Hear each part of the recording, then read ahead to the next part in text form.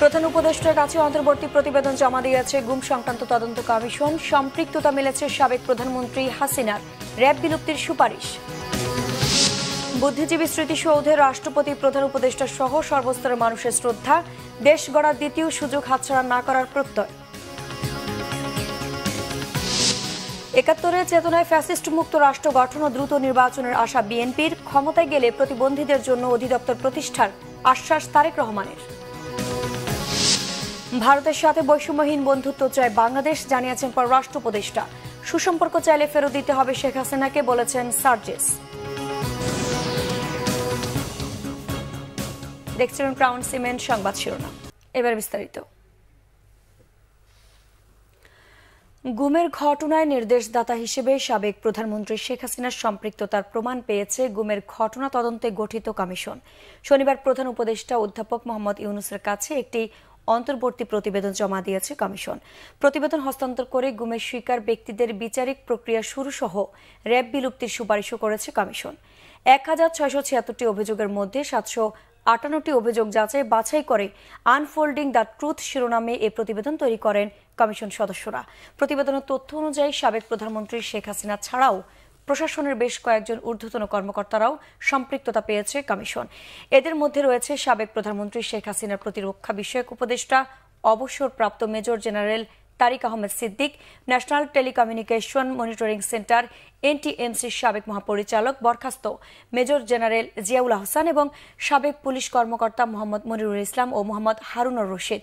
Commission প্রধান মইনুল ইসলাম চৌধুরী জানান, গুমের সাথে জড়িত কর্মকর্তারা কাজটি এমনভাবে করেছে যাতে এগুলো শনাক্ত করা কঠিন হয়ে যায়। কমিশনের সদস্যরা অধ্যাপক ইউনূসকে আয়নাঘর পরিদর্শনের অনুরোধ জানান। এ সময় প্রধান উপদেষ্টা তাদের এই অনুরোধ সম্মতি দিয়ে জানান, স্বল্প সময়ের মধ্যে তিনি জয়েন্ট ইন্টারোগেশন সেল, যা আয়নাঘর নামে পরিচিত পেয়েছে, সেগুলো দেখতে যাবেন। তিনি কমিশন সদস্যদের তাদের অন্তর্বর্তী প্রতিবেদনের জন্য ধন্যবাদ জানান এবং কাজটি এগিয়ে নেওয়ার ক্ষেত্রে প্রয়োজনীয় সব সহযোগিতার আশ্বাস দেন।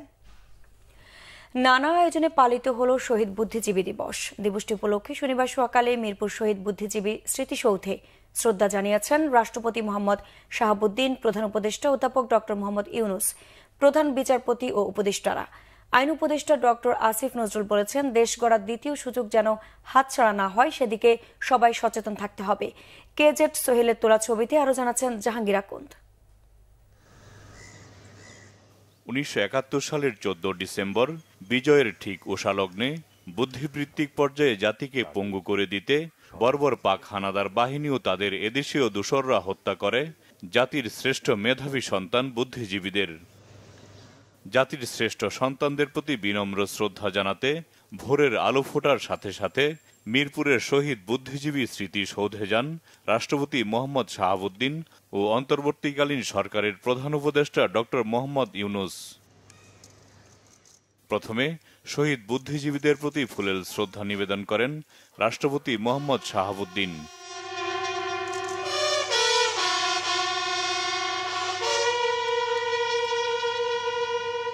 এরপর শ্রদ্ধা জানান অন্তর্বর্তীকালীন সরকারের প্রধান উপদেষ্টা ডক্টর মোহাম্মদ ইউনূস।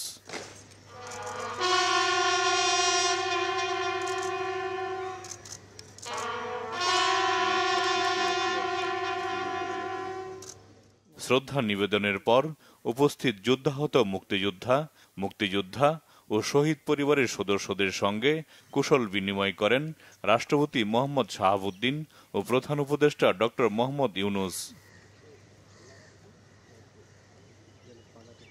শহীদ বুদ্ধিজীবী স্মৃতিসৌধে শ্রদ্ধা জানান প্রধান বিচারপতি সৈয়দ রেফাত আহমেদ। শহীদ বুদ্ধিজীবী পরিবারের সদস্য, যুদ্ধাহত ও উপস্থিত বীর মুক্তিযোদ্ধা এবং মন্ত্রণালয়ের কর্মকর্তাদের নিয়ে শহীদ বুদ্ধিজীবীদের স্মৃতির প্রতি ফুলেল শ্রদ্ধা জানান মুক্তিযুদ্ধ বিষয়ক মন্ত্রণালয়ের উপদেষ্টা ফারুকী আজম। পরে আইন উপদেষ্টা ডক্টর আসিফ নজরুল সাংবাদিকদের বলেন, জুলাই আগস্ট বিপ্লবের মাধ্যমে দেশ গড়ার যে সুযোগ এসেছে তা হাতছাড়া করা যাবে না। আজকে এই শহীদ বুদ্ধিজীবী দিবসে এসে তাদের সেই লড়াইয়ের কথাও মনে পড়ছে। আমরা ১৯৭১ সালে বহু মানুষের আত্মত্যাগের পর, বহু শহীদ বুদ্ধিজীবীর আত্মত্যাগের পর আমরা স্বপ্নের বাংলাদেশ গড়তে ব্যর্থ হয়েছিলাম। একদলীয় মানসিকতার জন্য, একটা দলের ব্যর্থতার জন্য। আজকে কোনোভাবেই যেন সেই ব্যর্থতার পুনরাবৃত্তি না হয়। আমাদের তরুণদের আত্মত্যাগের বিনিময়ে রাষ্ট্র গড়ার যে দ্বিতীয় সুযোগ আমরা পেয়েছি, সেই সুযোগ যেন আমরা কোনোভাবেই নস্যাৎ না করি, সেই সুযোগ যেন আমরা কোনোভাবেই নষ্ট না করি, সেটাই যেন আমাদের প্রত্যয় হয়। প্রধান উপদেষ্টার প্রেস সচিব জানান, শহীদ বুদ্ধিজীবী ও জুলাই আগস্ট অভ্যুত্থানের চেতনাকে ধারণ করে দেশকে এগিয়ে নেবে সরকার। ঠিক 71-এ যেভাবে ঠক করে ওনাদেরকে ধরে নিয়ে গিয়েছিল পাক হানাদার বাহিনী এবং তাদের দোসররা, আপনি একই পুনরাবৃত্তি কিন্তু আমরা জুলাই দেখেছি। তো আমরা এই পুরো জুলাই গণ আন্দোলন, যে গণ অভ্যুত্থানের যারা ছিলেন, তারা পুরো শহীদ বুদ্ধিজীবীদের ড্রিম, তাদের আইডিয়ালস, তাদের যে দেশ গড়ার যে স্বপ্ন, আমরা পুরোপুরি এটা ধারণ করি এবং সেই লক্ষ্যে আমরা এগিয়ে যাচ্ছি। এরপর শহীদ বুদ্ধিজীবীদের প্রতি শ্রদ্ধা জানাতে সর্বসাধারণের জন্য উন্মুক্ত করে দেওয়া হয় বুদ্ধিজীবী স্মৃতিসৌধ। জাহাঙ্গীর আকন্দ, বাংলা ভিশন, ঢাকা। বিএনপি মহাসচিব মির্জা ফখরুল ইসলাম আলমগীর বলেছেন, গণতন্ত্র হত্যা, গণহত্যা আর জনগণের কাছ থেকে সরে যাওয়ার কারণেই জনবিচ্ছিন্ন হয়ে পড়েছে আওয়ামী লীগ। এ কারণেই শহীদ বুদ্ধিজীবী দিবসে শ্রদ্ধা জানাতে আসতে না পারার পরিণতি বরণ করতে হয়েছে তাদের। অন্তর্বর্তী সরকারকে বিএনপি সহযোগিতা করে যাচ্ছে উল্লেখ করে তিনি আরো বলেন, দেশের মানুষ প্রত্যাশা করছে খুব দ্রুতই নির্বাচনের ব্যবস্থা হবে। আরিফুল ইসলাম মাসুমের ক্যামেরায় আরো জানাচ্ছেন মুহিবুল্লাহ মুহিব।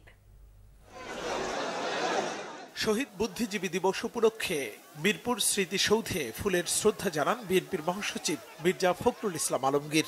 বিএনপির পাশাপাশি শ্রদ্ধা জানায় ছাত্রদল, যুবদল, কৃষক দল এবং স্বেচ্ছাসেবক দল সহ অঙ্গ ও সহযোগী সংগঠনের নেতাকর্মীরা। শ্রদ্ধা জানানো শেষে গণমাধ্যমের সঙ্গে কথা বলেন বিএনপি মহাসচিব মির্জা ফখরুল ইসলাম আলমগীর। বলেন, বুদ্ধিজীবী দিবসে আওয়ামী লীগের অনুপস্থিতি তাদের কৃতকর্মের নির্মম পরিণতি। আমাদের জন্য যারা প্রাণ দিয়েছেন, দেশের জন্য, জাতির জন্য, তাদের যে লক্ষ্য ছিল বাংলাদেশে একটি গণতান্ত্রিক রাষ্ট্র প্রতিষ্ঠা করা, বাংলাদেশে একটি আধুনিক, একটা সমৃদ্ধ বাংলাদেশ নির্মাণ করা এবং একটি বৈষম্যহীন বাংলাদেশ নির্মাণ করা, সেই লক্ষ্যে আমরা আমাদের যে রাজনৈতিক কর্ম সেটাকে আমরা চালু রাখবো। যারা জনগণ থেকে সরে যায়, যারা গণতন্ত্রকে হত্যা করেছে, যারা মানুষকে হত্যা করেছে, গণতান্ত্রিকামী ও স্বাধীনতাকামী মানুষদেরকে যারা স্বাধীনতায় বিক্রি করে দিয়েছে, তারা অবশ্যই জনগণ থেকে বিচ্ছিন্ন হয়ে গেছে ও সঙ্গত কারণেই আজকে তারা সেখানে অনুপস্থিত। শহীদ মিনারে শ্রদ্ধা জানিয়ে দলটির স্থায়ী কমিটির সদস্য অধ্যাপক ডাক্তার এজেড এম জাহিদ বলেন, ৭১-এর চেতনায় জুলাই বিপ্লবের মধ্য দিয়ে ১৬ বছরের স্বৈরশাসনের অবসান ঘটিয়েছে এদেশের ছাত্র জনতা। আর দলটির সিনিয়র যুগ্ম মহাসচিব রুহুল কবির রিজভী বলেন, ৭১-এর হানাদারদের মতোই ভয়ঙ্কর হয়ে উঠেছিল আওয়ামী লীগ। আজকের অঙ্গীকার হতে হবে ১৪ই ডিসেম্বরের ২৪-এ আমরা কোনো অবস্থাতেই আর যেন পুরনো পথে পা না বাড়াই। সবাই যাতে সামনের দিকে জাতিকে ঐক্যবদ্ধভাবে অসাম্প্রদায়িক একটি আধুনিক বাংলাদেশ গড়ে তোলার জন্য যার যার অবস্থান থেকে দায়িত্ব পালন করতে হবে। আর দিন শেষে মনে রাখতে হবে, আমরা বাংলাদেশি। নিজের দেশের লোককে যারা হত্যা করে রাজনৈতিক স্বার্থে এবং নিজের গদিকে নিশ্চিত করার জন্য, নিরাপদ করার জন্য, তাদের পরিণতি এরকমই হয়। আপনার কর্তৃত্ববাদী শাসকরা যাদের পতন হয়েছে, তারা আর ফিরে আসতে পারেনি, তারা আর দাঁড়াতে পারেনি, নিজ কাজকর্ম করতে পারেনি। কিন্তু আমরা পেরেছি। এত পিরিয়ডের মধ্যে 1-11 থেকে কেউ না কেউ দাঁড়িয়েছে আমাদের এখানে। আমরা কথা বলে গেছি, আমাদেরকে ধাওয়া করা হয়েছে, পার্টি অফিস ভেঙে নিয়ে গেছে। যেখানে একটু স্পেস পেয়েছি সেখানেই আমরা কথা বলেছি। একদিকে গণতান্ত্রিক প্রতিষ্ঠানগুলোকে শক্তিশালী করা, অবাধ সুষ্ঠু নির্বাচন যাতে হয়, আইনের শাসন যেন নিশ্চিত হয়, বিচার বিভাগের স্বাধীনতা যাতে নিশ্চিত হয়, সংবাদপত্রের স্বাধীনতা যাতে নিশ্চিত হয়। আপনি আমার বিরুদ্ধে বলতে পারেন, আমি আপনার বিরুদ্ধে বলবো, কিন্তু আমি আপনাকে আঘাত করব না, আপনি আমাকে আঘাত করবেন না।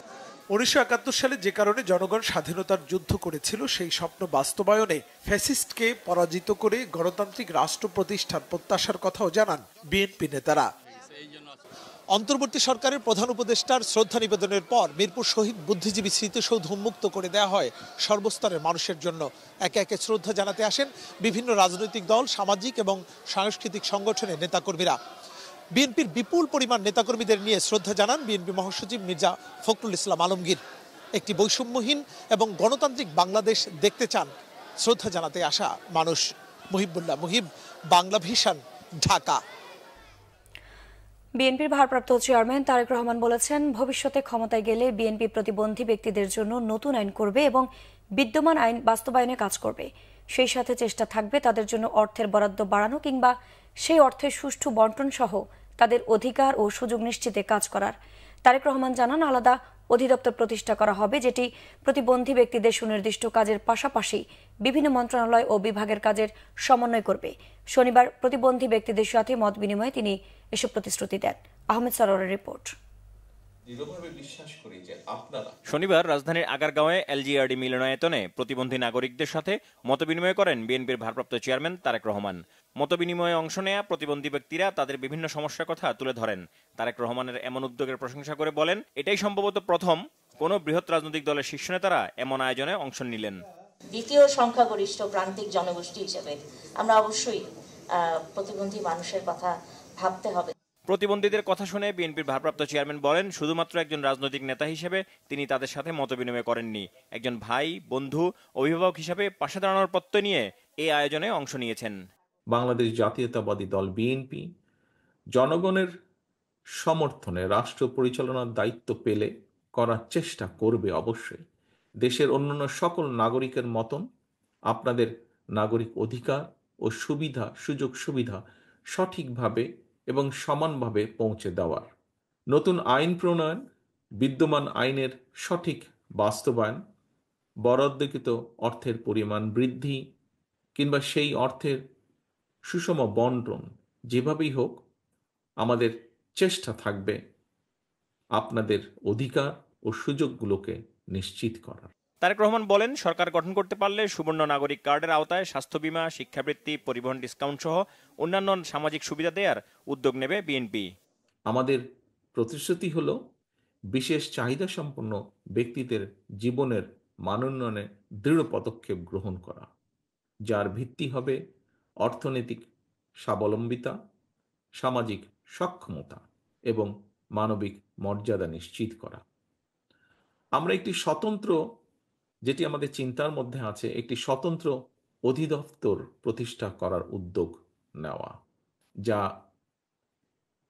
যা প্রতিবন্ধী ব্যক্তিদের, প্রতিবন্ধী ভাইদের, বোনদের জন্য সুনির্দিষ্ট কার্যক্রম পরিচালনার পাশাপাশি বিভিন্ন মন্ত্রণালয় বা বিভাগের কার্যক্রম সমন্বয় করবে।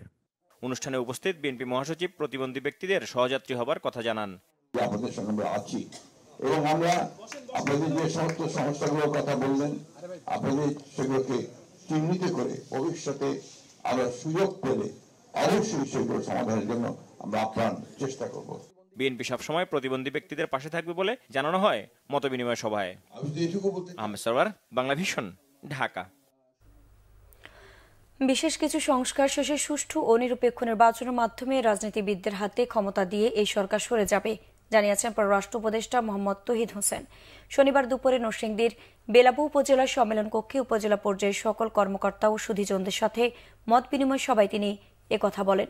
পররাষ্ট্র উপদেষ্টা আরও বলেন, সম্মান সমতার ভিত্তিতে বাংলাদেশ সব দেশের সাথে সুসম্পর্ক চায়, সেই লক্ষ্যে অন্তর্বর্তী সরকার কাজ করে যাচ্ছে। তৌহিদ হোসেন জানান, ভারতকে স্পষ্ট বার্তা দেওয়া হয়েছে দুদেশের ভালো সম্পর্কের বিষয়ে। সমান স্বার্থের ভিত্তিতে বন্ধুত্বপূর্ণ সম্পর্কে বিশ্বাস করবে বাংলাদেশ। পররাষ্ট্র উপদেষ্টা বলেন, রাজনৈতিক সরকারকে দায়িত্ব নিতে হবে, আবার যেন শিক্ষার্থীদের রাস্তায় নেমে আসতে না হয়, জীবন দিতে না হয়।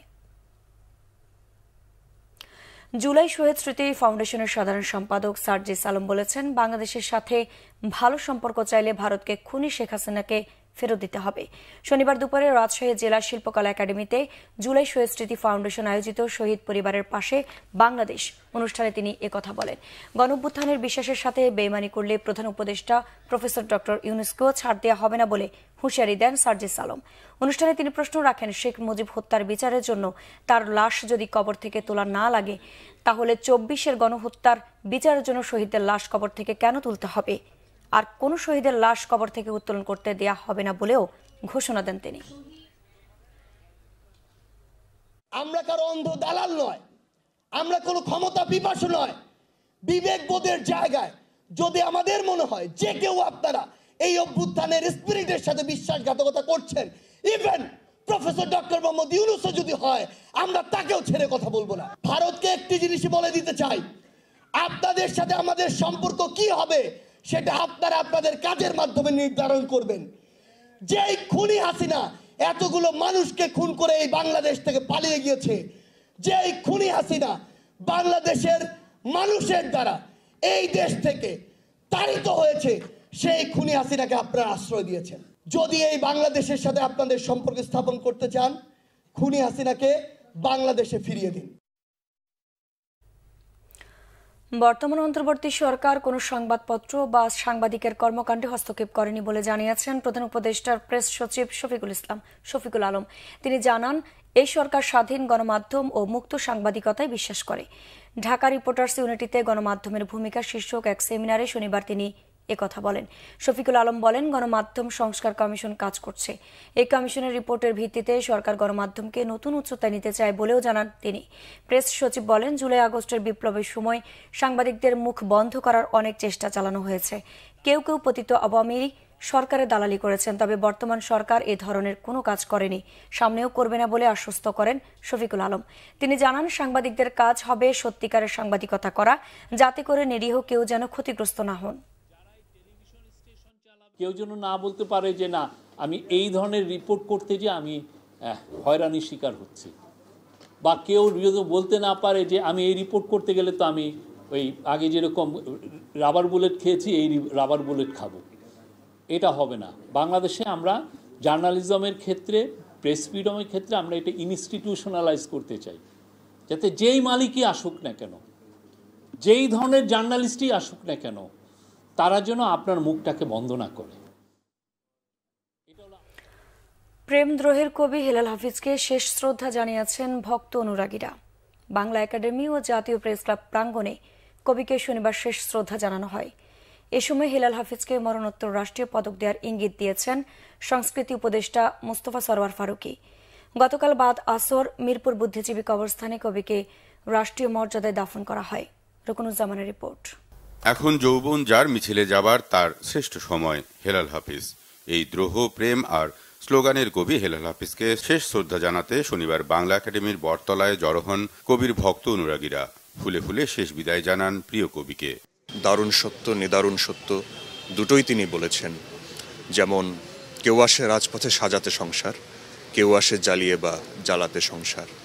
এগুলো ইতিহাস থেকে শিক্ষা দেয় যে এগুলো নিদারুণ সত্য আমাদের জীবনে। বলছে যে 90 যখন আমার কবিতা ব্যবহার হয়েছে, কিন্তু রাষ্ট্র যারা পরিচালনা করেছেন, যারা জনগণের সঙ্গে প্রতারণা করেছেন, আমাদের এই মুহূর্তে তারা যেন জনগণের সঙ্গে প্রতারণা না করে, এইটা আমাকে 7 অক্টোবর তিনি আবার বার্থডেতে বলেছিলেন। চাচুর একটা জীবনী লিখছিলেন উনি, ওইটা তো আর উনি শেষ করতে পারেননি। তার প্রত্যেকটা লেখাই এদেশের মুক্তিযুদ্ধ, এদেশের মুক্ত চিন্তার এই কথাগুলোই কিন্তু তুলে ধরেছেন। কবির প্রতি শেষ শ্রদ্ধা জানান সাংস্কৃতিক বিষয়ক উপদেষ্টা মোস্তফা সরওয়ার ফারুকী, মুক্তিযুদ্ধ বিষয়ক উপদেষ্টা ফারুকী আজম সহ কবি, কথাসাহিত্যিক সহ বিশিষ্টজনেরা। বাংলা একাডেমির চত্বরেই অনুষ্ঠিত হয় কবির প্রথম নামাজ জানাজা। পরে কবিকে মরণোত্তর রাষ্ট্রীয় পদকে সম্মানিত করার ইঙ্গিত দেন সাংস্কৃতিক উপদেষ্টা। শিল্পী যখন শক্তিশালী হয় তখন ওনাকে বাঁচিয়ে রাখতে হয় না, ওনার কবিতা ওনাকে বাঁচিয়ে রাখবে। তবে হ্যাঁ, সংস্কৃতি মন্ত্রণালয় আমরা আমাদের কি কি দায়িত্ব আছে, কবি হেলাল হাফিজকে নিয়ে কি কি করা যায়, কি কি করণীয় আছে, সেটা নিয়ে আমরা কাজ করব। এরপর হেলাল হাফিজের মরদেহ নিয়ে যাওয়া হয় জাতীয় প্রেস ক্লাবে। সেখানে এই সাংবাদিক কবির প্রতি শ্রদ্ধা জানান তার দীর্ঘদিনের সাংবাদিক সহকর্মীরা। পরে দ্বিতীয় জানাজা সম্পন্ন হয়। সাংবাদিক নেতারা ছাড়াও আইন উপদেষ্টা আসিফ নজরুল, প্রধান উপদেষ্টার প্রেস সচিব শফিকুল আলম সহ কবির দীর্ঘদিনের প্রবীণ কবি সাংবাদিকরা উপস্থিত ছিলেন। কবি হেলাল হাফিজ ছিলেন আমাদের যৌবনের কবি, আমাদের মিছিলের কবি, আমাদের প্রোটেস্টের কবি, আমাদের অ্যাক্টিভিজমের কবি।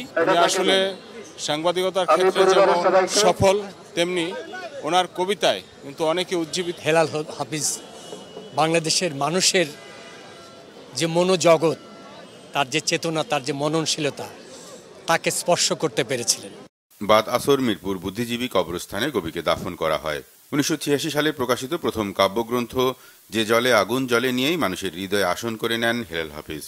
দীর্ঘ বিরতি দিয়ে 2012 সালে যে জলে আগুন জ্বলে কাব্যগ্রন্থের কবিতার সঙ্গে কিছু কবিতা যুক্ত করে প্রকাশ হয় তার দ্বিতীয় কাব্যগ্রন্থ কবিতা 71। সর্বশেষ 2019 সালে প্রকাশিত হয় কবির তৃতীয় কাব্যগ্রন্থ বেদনাকে বলেছি কেদো না। রুকনুজ্জামান, বাংলা ভিশন, ঢাকা। দুর্নীতিবাজদের বিচারে সামারি ট্রায়ালে চাবুকের আইন করার দাবি জানিয়েছেন বিচারপতি মোহাম্মদ আব্দুর রউফ। শনিবার দুর্নীতি বিরোধী জাতীয় সমন্বয় কমিটির ঢাকা মহানগর উত্তরের আহ্বায়ক কমিটির প্রথম সম্মেলনে তিনি এ দাবি জানান। সাবেক প্রধান নির্বাচন কমিশনার ও দুর্নীতি বিরোধী জাতীয় সমন্বয় কমিটির সভাপতি বিচারপতি মোহাম্মদ আব্দুর রউফ বলেন, দুর্নীতিবাজদের বিচারে 2 বছরের মধ্যে 3 বার চাবুকের পর সংশোধন হলে অভিযুক্তকে দায়মুক্তি দেওয়া যেতে পারে। সম্মেলনে সমন্বয় কমিটির সাধারণ সম্পাদক সরওয়ার ওয়াদুদ চৌধুরী বলেন, দুর্নীতির পরিবর্তে সবাইকে মানব কল্যাণে আত্মনিয়োগ করার আহ্বান জানান। পরে সম্মেলনে অ্যাডভোকেট হুমায়ুন কবির ভূঁইয়াকে আহ্বায়ক করে নতুন কমিটি ঘোষণা করা হয়। শীত উপেক্ষা করে পর্যটন নগরী কক্সবাজার নেমেছে লাখো পর্যটকের ঢল। হোটেল মোটেলে রুম মিলছে না। বার্ষিক পরীক্ষা শেষ ও টানা ছুটিতে মুখর সৈকত শহর কক্সবাজার। মৌসুমে শত কোটি টাকার ব্যবসার আশা হোটেল মালিকদের। কক্সবাজার প্রতিনিধি মুর্শিদুর রহমান খোকনের রিপোর্ট। শীত উপেক্ষা করে সাগরের নোনা জলে গা ভাসাচ্ছে শিশু কিশোর সহ বিভিন্ন বয়সীরা। কক্সবাজার সমুদ্র সৈকতের লাবণী বীচ থেকে কলাতলি হয়ে হিমছড়ি ইনানি পর্যন্ত সকাল থেকে সন্ধ্যা হাজার হাজার পর্যটকের কোলাহলে মুখর। শিক্ষা প্রতিষ্ঠানে বার্ষিক পরীক্ষা শেষ হওয়ায় অনেকেই পরিবার পরিজন নিয়ে কক্সবাজার সমুদ্র সৈকতে। এর মধ্যে সাপ্তাহিক ও বিজয় দিবসের ছুটি। আনন্দে কাটছে ভ্রমণ পিপাসুদের। আমার একটা ছেলে আছে, ও সব বিচে আসি, কাদামাটি দিয়ে খেলা, তারপর গোসল, তারপর হোটেলে চলে যাও। এই তো ঢাকা থেকে একটা রিফ্রেশমেন্টের জন্য আসা। আমরা এর আগে আসছি, খুব ভালো লাগছে। এবার আমরা সবাই গ্রুপ মিলে আসছি, আমাদের খুব মজা হচ্ছে, আমরা খুব মজা করতেছি। সারা বছর একটু পরিশ্রম করে ওই জন্য বাচ্চাদেরকে বিনোদন দেওয়ার জন্য নিয়ে এসেছি। বাচ্চারা অনেক ভালো লাগতেছে, বাচ্চারা আনন্দ করতেছে। পরীক্ষা শেষ, এই ফাঁকে আমরা বন্ধুদের নিয়ে কক্সবাজারে ঘুরতে আসছি। এখানে আমরা অনেক এনজয় করছি, মজা পাচ্ছি। ফ্যামিলি এবং আমার ফ্রেন্ডদের সাথে কক্সবাজারে ঘুরতে আসছি। সো এখানে আসে খুব ভালোই লাগতেছে, অনুভূতিটা খুব আলাদা। কক্সবাজার ঘুরতে আসছি, আমার অনেক ভালো লাগতেছে। মধ্য জানুয়ারি পর্যন্ত আগাম বুকিং হয়ে গেছে সমুদ্র পাড়ের হোটেল মোটেলগুলোতে। প্রতিদিন আসছে হাজার হাজার পর্যটক। এই চাপ মার্চ মাস পর্যন্ত থাকবে বলে আশা হোটেল ব্যবসায়ীদের। এই সপ্তাহে পর্যটনের অবস্থান আমাদেরকে সে টেনশন মুক্ত করতে সহায়তা করেছে। আপনারা দেখছেন যে লক্ষ লক্ষ পর্যটকের সমাগম হয়েছে। এখন থেকে মার্চ পর্যন্ত 30শে মার্চ পর্যন্ত কক্সবাজার পর্যটন নগরী পর্যটনে ভরপুর থাকার সম্ভাবনা দেখা যায়। পর্যটকদের নিরাপত্তায় কাজ করছে জেলা প্রশাসন ও টুরিস্ট পুলিশ। পর্যবেক্ষণ টাওয়ার ও নিয়ন্ত্রণ কক্ষের মাধ্যমে সৈকতকে নজরদারিতে রাখা হয়েছে। লাবণী পয়েন্ট, সুগন্ধা এবং কলাতলি পয়েন্টে আমরা স্পেশাল মোবাইল পার্টি দিয়েছি, স্থির পিকেট দিয়েছি। এরপরও আমাদের মাননীয় পুলিশ সুপার মহোদয়ের নেতৃত্বে আমরা সবাই যাতে মানুষ পর্যটক যাতে তাদের নিরাপত্তার জন্য কোনো শঙ্কিত না হয়, এই জন্য আমরা ব্যবস্থা নিচ্ছি। সৈকতে পর্যটকদের উচ্ছ্বাস যেন বেদনার না হয়, সেজন্য সবাইকে সতর্ক হওয়ার তাগিদ সংশ্লিষ্টদের। Banglavision news desk. সংবাদ শেষ করব ক্রাউন সিমেন্ট শিরোনামগুলো আরেকবার জানিয়ে। প্রধান উপদেষ্টার কাছে অন্তর্বর্তী প্রতিবেদন জমা দিয়েছে গুম সংক্রান্ত তদন্ত কমিশন। সম্পৃক্ততা মিলেছে সাবেক প্রধানমন্ত্রী হাসিনার। র্যাব বিলুপ্তির সুপারিশ। বুদ্ধিজীবী স্মৃতিসৌধে রাষ্ট্রপতি, প্রধান উপদেষ্টা সহ সর্বস্তরের মানুষের শ্রদ্ধা। দেশ গড়ার দ্বিতীয় সুযোগ হাতছাড়া না করার প্রত্যয়। ৭১-এর চেতনায় ফ্যাসিস্ট মুক্ত রাষ্ট্র গঠন ও দ্রুত নির্বাচনের আশা বিএনপির। ক্ষমতায় গেলে প্রতিবন্ধীদের জন্য অধিদপ্তর প্রতিষ্ঠার আশ্বাস তারেক রহমানের। ভারতের সাথে বৈষম্যহীন বন্ধুত্ব চায় বাংলাদেশ, জানিয়েছেন পররাষ্ট্র উপদেষ্টা। সুসম্পর্ক চাইলে ফেরত দিতে হবে শেখ হাসিনাকে, বলেছেন সার্জিস। দর্শক, ছিল এখনকার মতো। পরের সংবাদ সকাল 10টায়। এর আগে 9টায় রয়েছে নিউজ টপ 10 দেখার আমন্ত্রণ রইল। এছাড়া বাংলাভিশন সংবাদ ও সংবাদ সংশ্লিষ্ট অনুষ্ঠান দেখতে ভিজিট করুন www.bvnews24.com ও facebook.com/banglavisionnews এবং সাবস্ক্রাইব করুন youtube.com/banglavisionnews। ধন্যবাদ।